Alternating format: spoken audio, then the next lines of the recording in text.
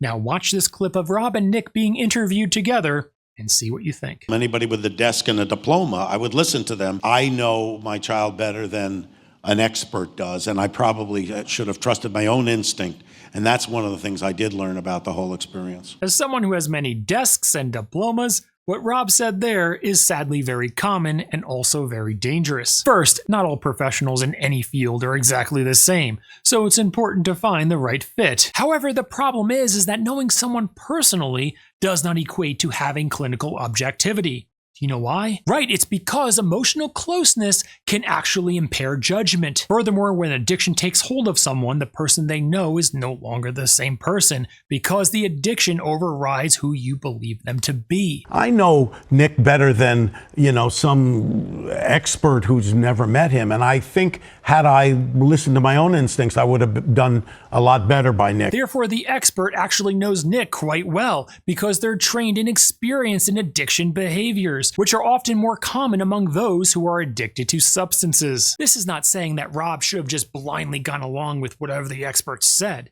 but instead inquisitively question and challenge the expert from a position of collaboration, rather than looking at it as either going my way or the expert's way. Now watch this clip and see what you think of Rob's idea of what he could have done instead of putting Nick into rehab. And I think that's where we made the mistake. Just the whole idea of throwing him into a rehab place, just saying, okay, and there's a punitive aspect. But if you hadn't done that, how could you treat him you couldn't treat him on your own? No, not on our own, but we could have maybe just worked with him with a therapist and, been a little bit more active in that way. I think we just overreacted. Right, here in 2016, Rob is basically saying they could have done a better job at treating Nick's substance addiction at his Hollywood mansion than putting him into a rehabilitation facility. I think we just overreacted. This mentality is sad, common, and dangerous. It's dangerous both to the patient and to their family. Most parents feel guilty putting their child in a locked treatment facility.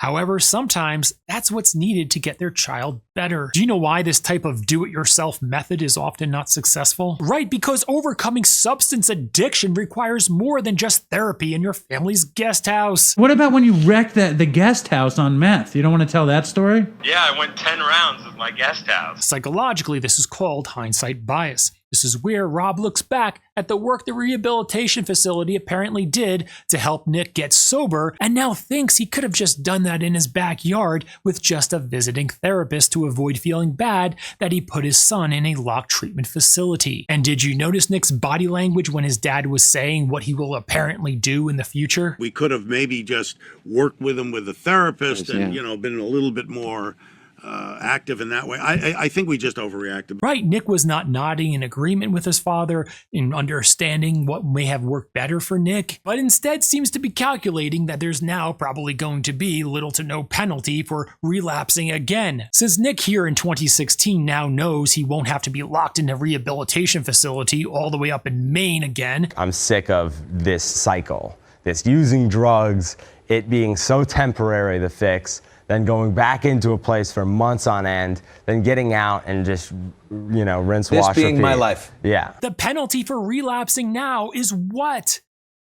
Right, just to live in his parents' guest house and talk to a therapist a few times a week? It's no wonder that shortly after this interview, Nick sadly relapsed again. I kind of knew that I wanted to relapse, basically. I didn't even want to call it a relapse. I just wanted to get back to my old life. I got back on dope and other things. How did you go from just smoking weed and the occasional Adderall to relapsing on dope in the first place? Well, how do you think? I'm a drug addict. Did he know you had been a heroin addict in the past? Yeah, he knew. And apparently in recent months, he was so addicted to consuming hard drugs than ever before, just hanging out in his parents' guest house. Wandering the Brentwood estate, where he allegedly killed his parents. Say and spell your first and last name for me. I ain't gotta tell you my first and last name. Most people know me as Did David. And listen to what Nick said about being around his friends who do drugs. Can you be in a room now where people are drinking or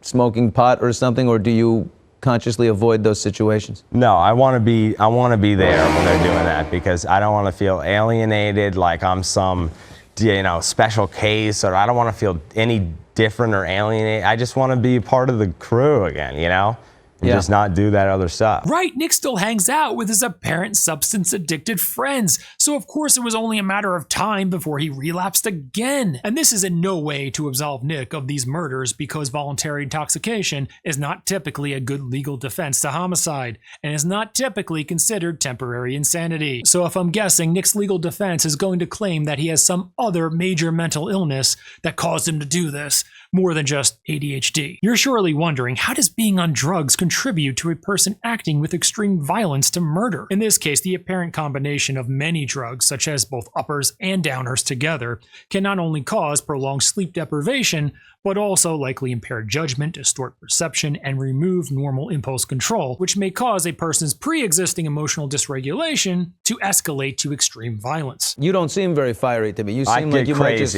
I get crazy. Oh, yeah. okay. You don't want to set me off. Basically, drugs do not cause a person to commit violence, but they may make a person more impulsive, emotionally unstable, and less capable of them inhibiting those pre-existing violent desires and urges. Therefore, that night at Conan O'Brien's holiday party, when Nick got into a major argument with his parents... Some big blow-ups there. No, we both can get pretty... You don't roll easily either. No, we can both get pretty hot, and there were times when we did get hot. If Nick was so angry that he wanted to physically harm his parents, especially since he's been known to express his anger through physical aggression... Yeah, I went 10 rounds with my guest house. When you're punching these things out, what is it to like relieve some tension? Is it like he's high? I know, but is there any? You're crazy. You're crazy. Well, I mean, but is there any logic at all that translates into that you can remember and that can translate into real life? That still makes no logic. It's just this thing's going right now, boom, and then you. Yeah. It's sadly more likely that those violent impulses overrode any sober restraint